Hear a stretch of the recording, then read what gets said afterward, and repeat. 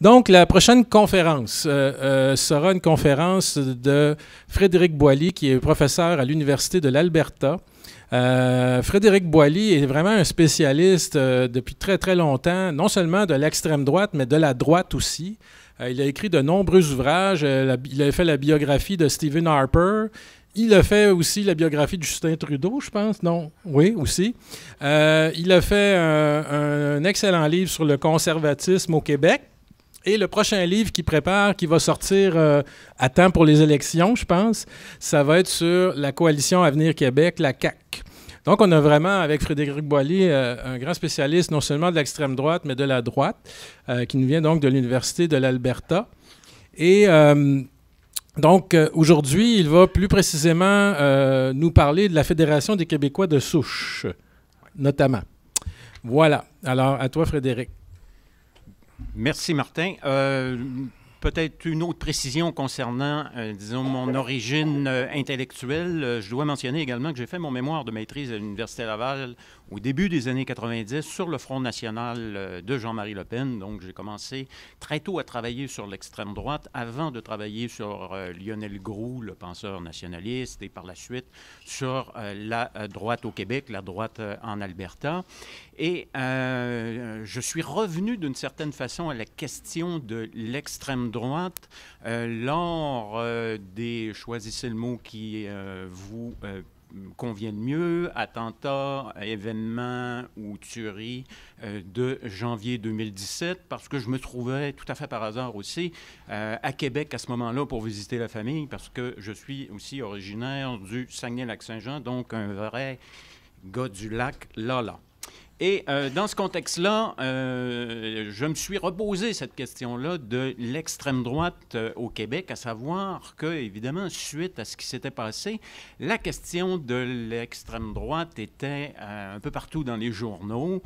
Évidemment, il faut remettre ça aussi dans le contexte des dernières années, avec également l'arrivée de Donald Trump, le référendum avec le Brexit, les élections présidentielles françaises qui vont survenir par la suite, ce qui fait que la question de l'extrême droite au Québec est devenue, il est vrai, politisée, partisane, mais aussi c'est une question intellectuelle et politique tout à fait légitime. Et en même temps, est-ce qu'on peut parler d'extrême droite au Québec?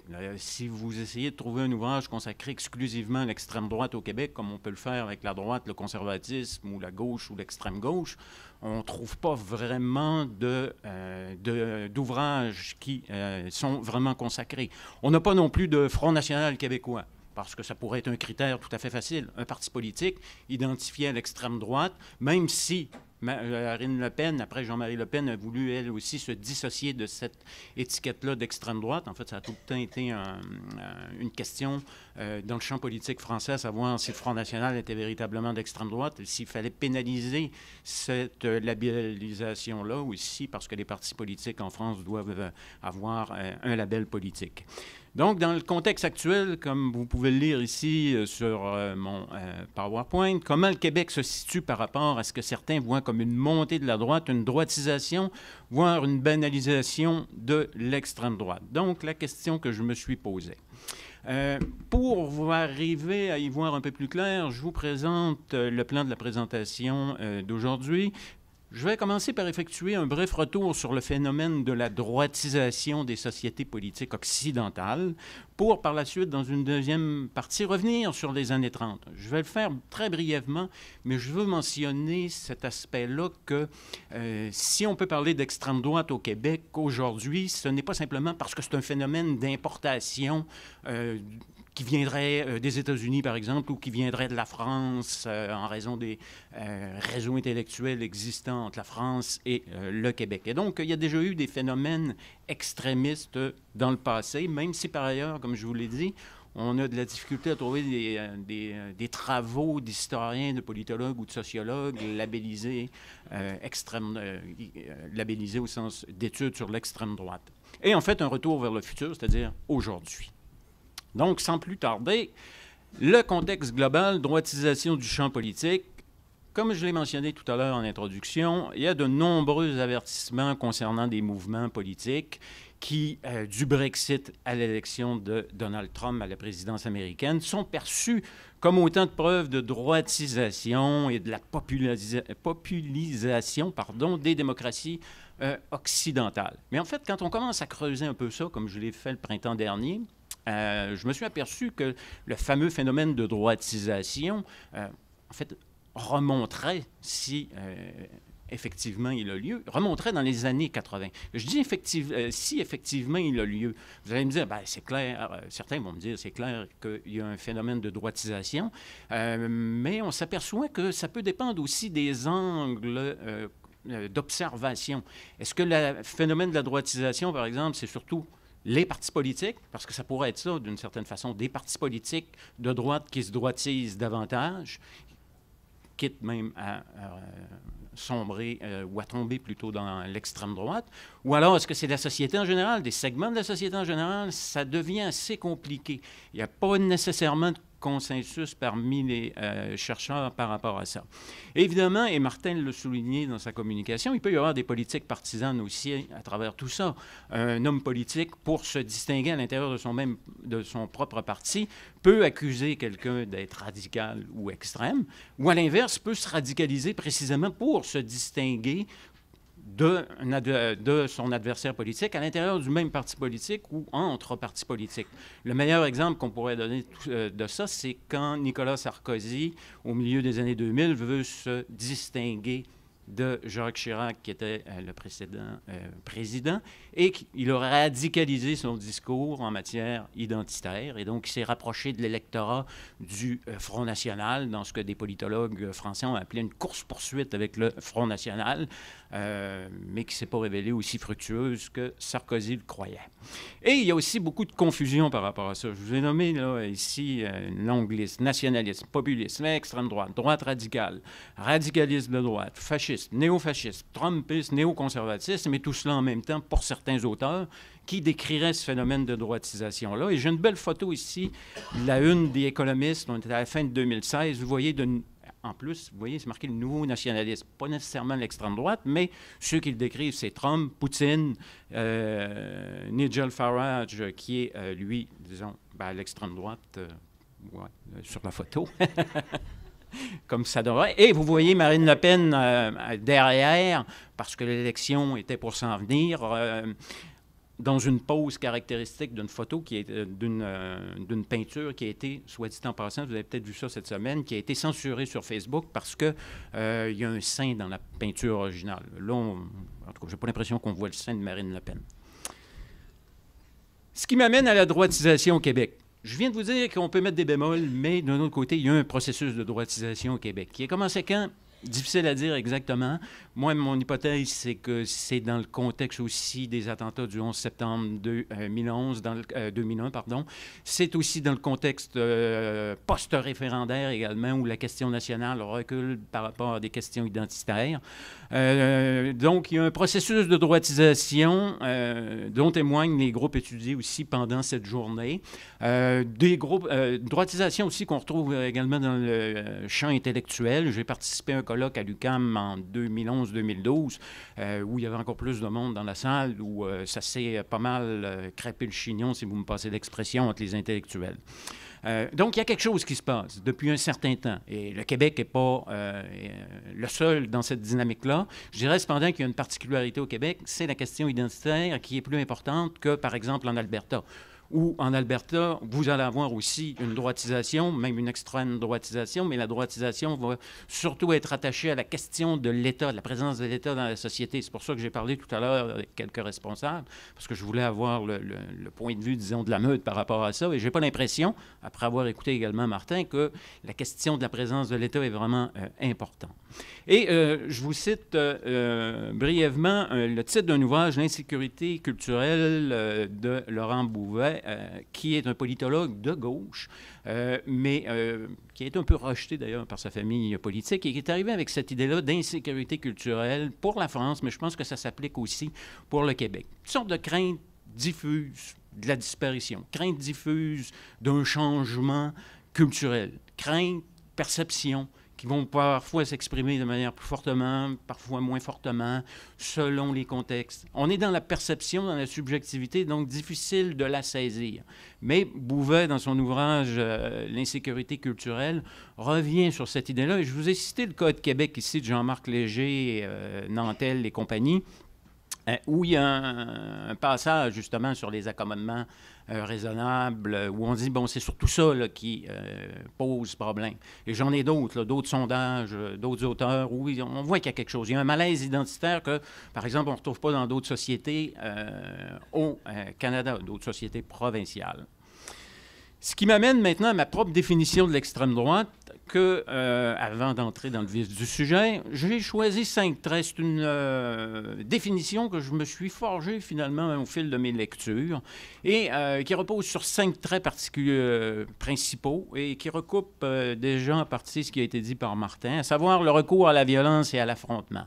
Donc je pense que pour être à l'extrême droite, il faut qu'il y ait cette dimension-là de violence et d'affrontement. On n'est pas juste dans le débat intellectuel, on n'est pas juste dans le débat de plume, il va y avoir un débat de rue à un moment donné. Un langage cru et direct. Je pourrais vous citer justement Jean-Marie Le Pen, qui vient de publier le premier tome de ses mémoires, gros succès de librairie, soit dit en passant, en France, et qui, à un moment donné, va dépeindre ses adversaires politiques du moment en les décrivant non seulement comme moches, ça c'est sa façon de décrire un homme politique français, bon, on pourrait s'entendre, il peut être moche ou pas, mais il va le décrire étant comme répugnant. Répugnant, là, on vient de tomber, vous voyez, d'un autre registre. Parce que là, il nous répugne. Bon, la répugnance, là, on n'est pas juste dans la description physique. Il y a autre chose derrière ça. Retour à la pureté des origines. Dans l'extrémisme de droite, on retrouve cette idée-là qu'il faut revenir à une communauté d'origine perçue comme étant la communauté d'origine de départ, celle, le temps 1 ou le temps 0, où toute l'histoire de la communauté a commencé, où il y avait une certaine homogénéité, qu'elle soit culturelle, politique ou idéologique, et il arrive un événement qui fait que souvent cette homogénéité-là ou ce premier temps-là, maintenant, se voit changer par des événements. Retour à l'inégalité. Les conservateurs du 19e siècle croyaient aussi à l'inégalité sociale au sens où on disait, écoutez, les individus n'ont pas tous les mêmes compétences, n'ont pas tous les mêmes capacités, par conséquent, ça prend des élites pour mener. Mais au fil du temps, les conservateurs se sont ralliés à la démocratie et donc, ils s'en sont ralliés aussi à l'égalité. Et là, ce qui me frappe avec l'extrémisme, c'est qu'on revient à cette inégalité-là entre les individus. En raison, l'inégalité peut être culturelle, peut être biologique dans certains cas, mais on revoit revenir cette thèse-là.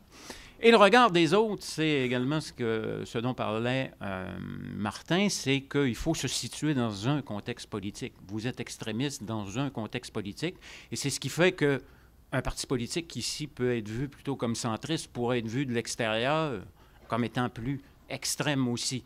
Dans le cas québécois, on a ça aussi. J'ai le même problème quand je suis en Alberta. Moi, je vous dis, quand on me demande d'analyser la politique albertaine, des fois, je vais dire, ça, c'est plus centriste en Alberta parce que c'est dans le mainstream. Mais évidemment, un parti néo-démocrate, par exemple, qui construit des pipelines, habituellement, c'est pas vraiment néo-démocrate. Or, notre parti néo-démocrate en Alberta veut construire des pipelines. Donc, vous voyez, il y a des problèmes de traduction politique à cet égard-là. Ce qui m'amène au retour sur le passé. J'ai combien de temps encore? 15. Ah, c'est beau.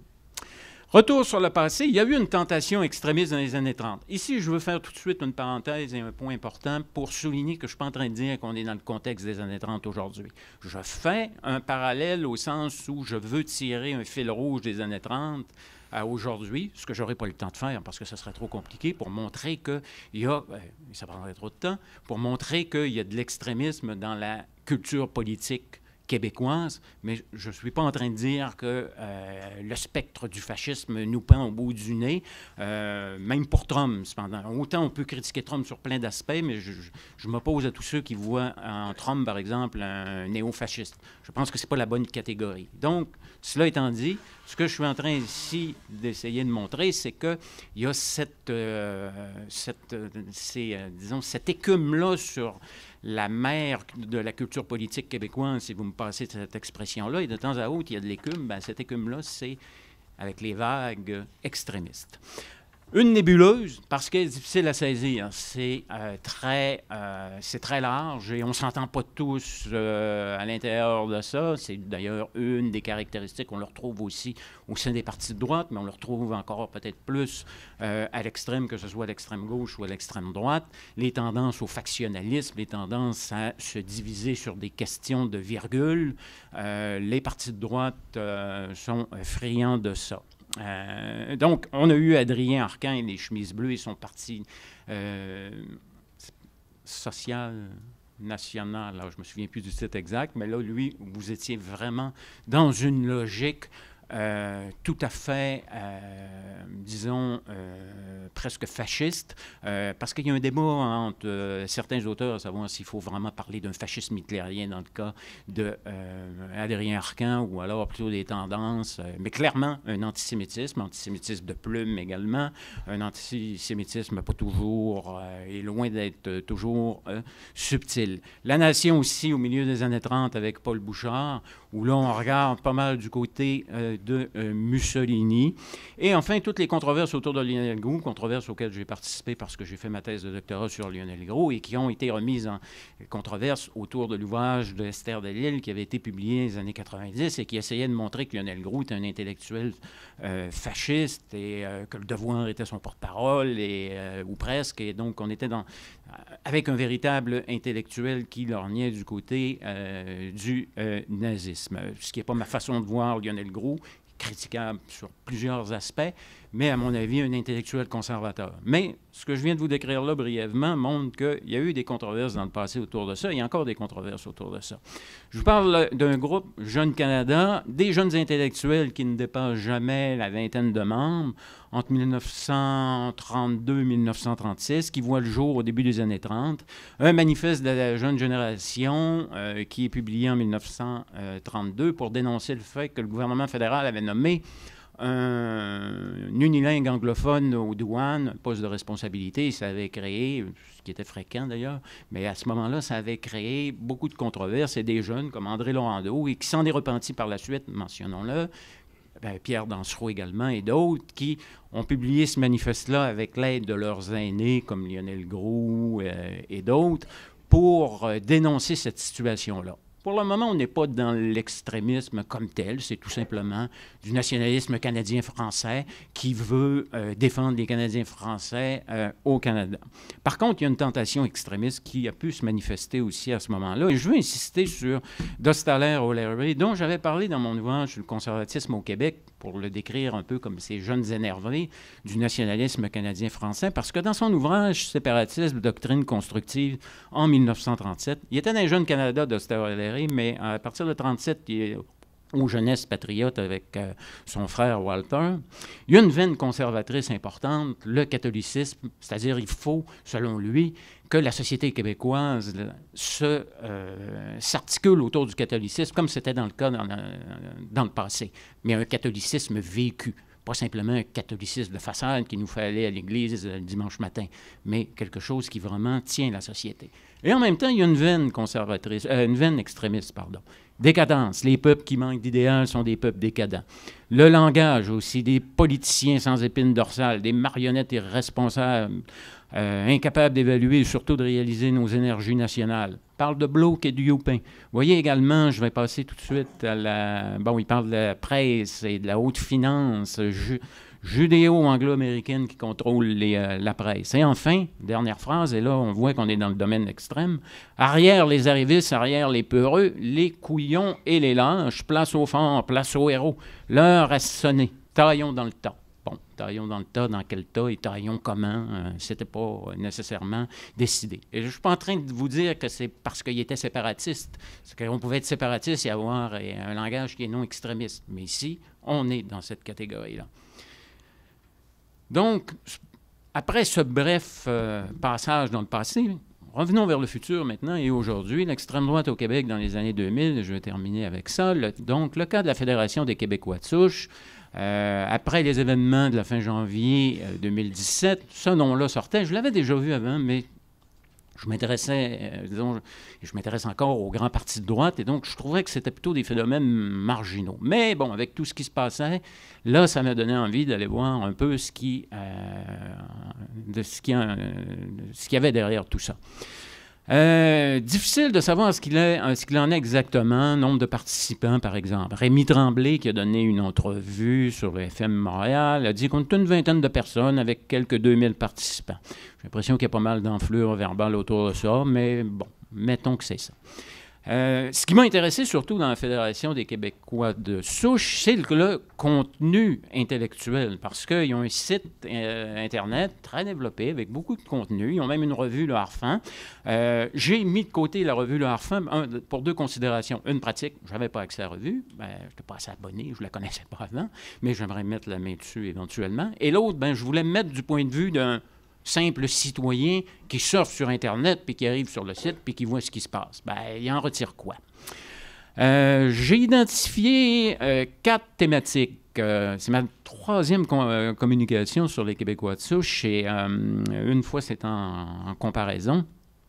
Et là, je me suis concentré pour aujourd'hui seulement sur la Fédération des Québécois de souche, et en mettant l'accent sur ces 4 thématiques-là: l'approche métapolitique, quand l'espoir renaît, et nationalisme à l'heure du grand remplacement, immigration, islamophobie et antisémitisme. Je pense sur le long paragraphe ici, mais c'est pour un paragraphe Zev Sternel sur les anti-lumières, juste pour mentionner que c'est mon approche théorique, c'est de dire les idées importent. Il faut étudier les idées parce que les idées finissent par avoir des conséquences. Pas toutes les idées ont des conséquences. Des idées ont plus de conséquences que d'autres. Il y a des rapports économiques et sociaux derrière ça, mais il faut s'arrêter aux idées, alors qu'il y a d'autres courants qui vont dire les idées, c'est pas trop important. Vous n'avez pas besoin de lire Jean-Marie Le Pen. Vous savez à peu près ce qu'il y a. Il suffit juste de voir plutôt d'où vient Le Pen plutôt que de le lire. Et moi, mon approche a toujours été, on commence par lire les textes. Le premier texte qui se dégage de tout ça, et j'ai essayé, je vous dirais, j'ai pas lu tous les textes, mais j'ai essayé d'en lire le plus possible dans le temps qui m'était imparti, d'arriver avec une approche qui me permettait de montrer les thématiques qui me semblaient les plus importantes. Donc, l'approche métapolitique, c'est de dire un groupe comme la Fédération des Québécois de souche ne veut pas avoir une action politique directe, il veut avoir une action politique indirecte, donc une approche métapolitique qui veut dire il faut que vous gagniez d'abord la guerre culturelle, la guerre des idées. C'est du Antonio Gramsci, mais de droite. C'est fréquent dans les milieux intellectuels depuis les années 60. C'est-à-dire qu'il faut gagner cette bataille intellectuelle-là sur certaines idées pour arriver à imposer certaines thématiques qui, par la suite, donneront peut-être des fruits au plan politique, mais il ne faut pas se fier sur le politique aujourd'hui parce que les politiciens, eux, ils ont le nez sur les sondages. Donc, en ayant le nez sur les sondages, ils laissent la grande politique. Cette approche métapolitique-là, soit dit en passant, était défendue aussi par Lionel Gros et par d'autres intellectuels. Elle n'est pas strictement d'extrême droite, elle est à droite aussi dans le mainstream, puis elle est à gauche également. Donc, dans l'extrait que je vous ai reproduit, c'est les premiers textes qu'on retrouve sur le site et qui expliquent la position de la Fédération des Québécois de souche. Je vous lis juste la première phrase. « Nous sommes tous impliqués dans cette grande course où vérité et mensonge national et étranger, individualisme et unité s'affrontent pour l'avenir du Québec, de l'Amérique et de l'Occident tout entier. » Important. On ne dit pas juste du Québec. On ne dit pas le Canada, on ne dit pas juste de l'Amérique et de l'Occident. Vous voyez, le théâtre de l'affrontement, le théâtre de la lutte est élargi tout de suite en partant. Deuxième conséquence, je viens de vous le dire tout à l'heure, deuxième thème, pardon, je viens de vous le dire tout à l'heure, ça prend une approche métapolitique. Les politiciens sont mous comme de la guenille. Donc, pour ça, il faut essayer de se trouver des exemples ailleurs. Donc, quand l'espoir renaît, je vous donne un texte qui a été publié le 25 janvier 2017. Vous vous souvenez, il y avait eu une manifestation pour dénoncer l'arrivée de Trump. On était donc un petit peu au début du milieu du mois de janvier. Il y avait eu une manifestation ici à Montréal pour dénoncer l'arrivée de Trump aux États-Unis. Et évidemment, du côté de la Fédération des Québécois de souche, on se plaît à remarquer que personne n'avait vu l'arrivée de Trump, surtout Radio-Canada, qui, je crois, est cité, oui, car comme Radio-Canada l'avait dit. Donc, il n'était pas supposé d'avoir Trump, mais là, on l'a. Et donc, ça, c'est des moments où la Fédération des Québécois de souche vont aller trouver certains motifs d'espérer. On peut le retrouver aussi ailleurs avec le Front national, mais là, quand ça avorte, ben, c'est moins intéressant d'en parler. Est-ce qu'on est 5? C'est beau. Ce qui nous amène maintenant à la troisième thématique qui me semblait importante, c'est le nationalisme à l'heure du grand remplacement. Le grand remplacement qui est une notion assez controversée dans le contexte français, à savoir qu'il y a un grand remplacement de population. Ce qui m'a étonné ici, c'est que le nationalisme de la Fédération des Québécois de souche, ben, avec un titre comme ça, on a l'impression que c'est strictement québécois, strictement à la limite canadien-français. Quoique canadien-français, ça veut dire que c'est à l'extérieur du Québec.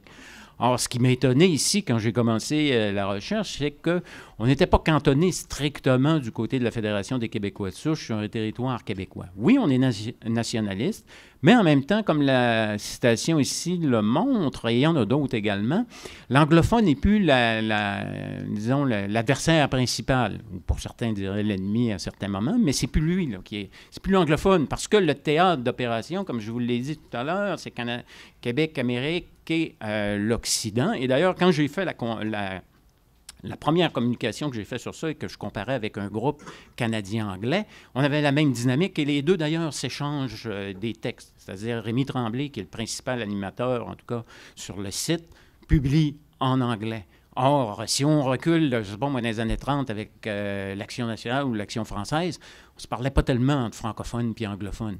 Évidemment, on n'était pas à l'heure d'Internet aussi. Ça, c'est une autre possibilité, ce qui permet à la Fédération des Québécois de souche d'avoir des entrevues avec des Américains aussi. Et avec des Français ou des Européens et même un intellectuel russe dans un cas tout à fait particulier. Donc, le nationalisme ici, c'est plus c'est plus le nationalisme d'auparavant, c'est plus le nationalisme même extrémiste qu'il y a pu avoir dans les années 30. On est dans un autre, on voit qu'on est dans un autre univers intellectuel, ce qui m'amène à ma quatrième et dernière thématique, à savoir celle de l'islamophobie et antisémitisme. Comme je vous l'ai dit, j'ai commencé la recherche à la suite de ce qui était survenu fin janvier 2017. Et là, je me disais, je m'attendais à trouver beaucoup d'islamophobie ou d'islam. Quoique c'est un terme, moi, avec lequel j'ai un peu de difficulté, islamophobie, mais pour d'autres raisons. Cela étant dit, oui, sur le site, il y a beaucoup de textes qui vont parler de l'islam et vont parler de l'islam dans un langage pas toujours amène, c'est le moins qu'on puisse dire. Si on regarde seulement le nombre de textes, on s'aperçoit qu'il y a 117 textes qui sont, j'ai fait l'exercice hier, catalogués lorsqu'on tape le terme islam et 66 pour musulmans, alors que le même exercice avec le terme juif donne des résultats moins importants, 57 textes. Mais ce dont je me suis aperçu, c'est que sur le site de la Fédération des Québécois de souche, lorsqu'on fouille un peu et qu'on lit des textes par rapport aux Juifs, on s'aperçoit que là, il y a comme un antisémitisme latent. Donc, oui, il y a des textes, comme je le montre ici. C'est le compte-rendu d'un livre de Jean Robin. On fait beaucoup de compte-rendus de livres, d'ailleurs, sur le site de la Fédération des Québécois de souche. On voit qu'on lit beaucoup. Les raisons de s'opposer à l'islam sont légion, selon le point de vue de chacun, et c'est ce que cette grande collection de citations nous rappelle, l'ouvrage de Robin. Mais je dis c'est trompeur parce que quand on regarde vraiment la logique intellectuelle qui prévaut à l'intérieur de la Fédération des Québécois de souche, on s'aperçoit que la racine du problème, finalement, revient aux Juifs qui, pour déstructurer les sociétés d'accueil depuis longtemps dans lesquelles elles se retrouvent, auraient favorisé une politique d'immigration plus importante, auraient essayé de favoriser les partis politiques pour que là, les sociétés s'ouvrent à l'immigration et que dans un contexte où les Juifs, c'est bien connu, et là, mettez des guillemets en ce que je dis ici, parce que moi, je n'y crois pas, mais c'est bien connu qu'ils se tiennent ensemble, et donc, pour se tenir ensemble, eux, ils ont donc un avantage comparatif par rapport aux autres, favoriserait donc cette immigration. Et on fait une entrevue sur le site de la Fédération des Québécois de souche avec un intellectuel américain Kevin MacDonald, très connu dans les milieux catholiques traditionnalistes américains, qui revient et qui vient du milieu universitaire et qui par la suite a passé dans l'espace public avec cette thèse-là que finalement, si les sociétés aujourd'hui sont en proie à l'immigrationnisme, comme on dit dans ces milieux-là, ben, c'est un peu encore à cause de la faute des Juifs. L'idée ici, méthodologiquement, ça je dis ça pour les étudiants qui sont dans la salle, fiez-vous pas juste à compter le nombre de textes. Il faut les lire à un moment donné. Parce que si vous comptez juste le nombre de mots, vous pourrez être induit en erreur. Ce qui m'amène à ma conclusion. Est-ce qu'il existe une tradition d'extrême droite qui part d'hier jusqu'à aujourd'hui? Au Québec, évidemment. Je ne sais pas vraiment, d'une certaine manière. Je ne sais pas si on peut parler d'une tradition. Il y a des manifestations d'extrême droite, oui. Tradition, là, c'est un autre paire de manches. Là. On peut écrire un livre, Histoire de l'extrême droite en France. Tout à fait. Il y a une tradition d'extrême droite contre-révolutionnaire. Il y en a d'autres par la suite qui ont été plus révolutionnaires, si on suit encore Zef Sternel. Mais au Québec, c'est plus diffus. Dans l'avion, je lisais, parce qu'on a tout le temps de lire dans l'avion, surtout, ça prend 4 heures. Les néoconservateurs, Juliette Grange. Et dans cet ouvrage-là, à un moment donné, il y a un néoconservateur lui-même qui dit la tradition de néoconservatisme, à un moment donné, au Québec, en Amérique, aux États-Unis, est une persuasion. Il dit c'est une persuasion. J'ai trouvé le mot intéressant parce que il voulait laisser entendre qu'il y a des manifestations, mais sporadiques, erratiques. Puis à un moment donné, mais c'est là, c'est tout le temps là dans le paysage. Mais c'est pas structuré d'une époque à l'autre tout à fait. Mais il y en a, c'est certain. Donc, j'aime bien cet aspect-là.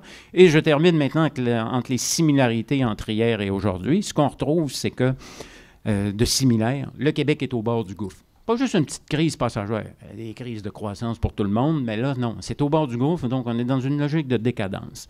Il y a un langage de l'urgence entre les années 30 et aujourd'hui, et ça, on retrouve ça sur la Fédération des Québécois de souche, et l'espoir est ailleurs. Ailleurs, avant, on regardait plutôt de l'Italie, l'Espagne, le Portugal. Et la peur de la disparition. Et ça, la peur de la disparition, ben, c'est assez partagé au Québec. On retrouve ça, c'est pas juste dans un segment en particulier. Ça pose une question importante. Mais la grande différence, c'est qu'on est en train de passer, à mon avis, du nationalisme au civilisationnisme. Je ne vais pas essayer de le traduire, là, mais c'est en anglais qui appelle ça comme ça. C'est-à-dire que là, maintenant, la lutte est plus simplement nationale. Oui, c'est des partis nationalistes, mais en même temps, il y a un caractère civilisationnel, c'est-à-dire le fameux choc des civilisations de Samuel Huntington qui est repris par des groupes, puis qui est repris, disons, plus largement. Et là, on a l'impression que, oui, maintenant, les différences de langue, ça a déjà été important, mais c'est pas ce qu'il y a de plus important maintenant à l'heure où les périls sont plus grands. Merci. Merci. Alors, nous allons passer à une période de questions, je dirais peut-être un petit peu écourtée parce qu'on déborde un peu notre temps, puis je voudrais que tout le monde, tous les conférenciers aient le temps de passer. Donc, s'il y a des questions dans la salle, une première et une deuxième question. M. Brouillette. D'abord, félicitations pour votre exposé. C'était très clair et concis. Vous n'avez pas vraiment parlé de la meute, mais j'aurais une question pour vous qui reste dans le même sujet quand même. Vous avez fait mention dans votre exposé que l'extrême droite amène nécessairement la part de violence. Donc, comme vous le savez probablement, ça n'a jamais été le cas avec la meute. La meute n'a jamais été accusée d'avoir participé à des événements violents, contrairement à l'extrême gauche. Vous avez parlé d'inégalité. Nous, on fait surtout le rapport avec l'inégalité culturelle. Nous, on fait la défense de la Charte des droits et libertés qui garantit les mêmes droits à tous les citoyens. Pas plus, pas moins, que ce soit la majorité ou la minorité. Donc, on pense que c'est ça l'égalité.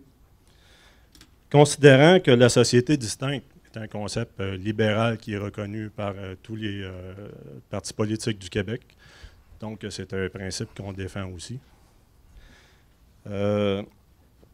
Considérant que la meute est pro-immigration, contre l'immigration illégale, mais pour l'immigration légale. Est-ce que vous pourriez me donner votre question, s'il vous plaît? Oui, elle s'en vient, mais il faut que je la structure, ma question. Je vais en avoir juste une. Vous avez parlé que l'espoir est ailleurs, c'est un signe de l'extrême droite, puis la meute pense que l'espoir est ici, puis c'est justement ça qu'on veut défendre. Considérant tout ça, est-ce que vous considérez que la meute est un groupe d'extrême droite? Écoutez, j'ai vraiment pas étudié la meute. Un instant, s'il vous plaît. On va vous demander de ne pas filmer, monsieur, s'il vous plaît. On vous l'a déjà demandé. Je ne sais pas c'est qui enregistre, mais on va vous demander de ne pas filmer. On va vous demander de ne pas filmer, on vous l'a déjà demandé. Alors, vous arrêtez immédiatement. Elle est autorisée.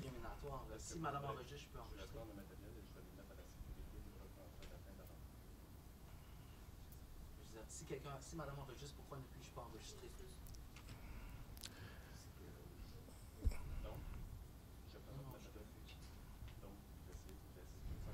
Non, si quelqu'un d'autre enregistre, je peux enregistrer moi aussi. OK, parfait. Aujourd'hui. Bon, on va continuer, s'il vous plaît, la présentation, monsieur. Merci. Bon. Retour à la meute. Honnêtement, je n'ai pas étudié la meute. Parce que quand j'ai commencé les recherches, je me suis aperçu... Moi, je n'aime pas travailler sur Facebook puis ces choses-là. Je voulais avoir du contenu intellectuel, donc j'ai travaillé sur la Fédération des Québécois de souche, parce que là, j'ai du matériel. Regardez, j'ai ça ici. Donc, c'est pas parce que je ne veux pas répondre, je vais m'intéresser à la meute. J'ai l'impression que c'était... J'ai entendu la communication de Martin, puis ça titille ma curiosité. Mais disons, vous tirez votre conclusion d'après ma définition. Mais je ne veux pas endosser... je peux pas endosser ça, je n'ai pas les preuves. Il ne parle pas de la meute de toute façon. Alors, une autre question. Oui, voici ma question. J'aimerais que vous précisiez votre interprétation de l'œuvre de Lionel Groulx par rapport à ce que vous avez dit d'Esther Delisle. Pouvez-vous nous donner quelques précisions?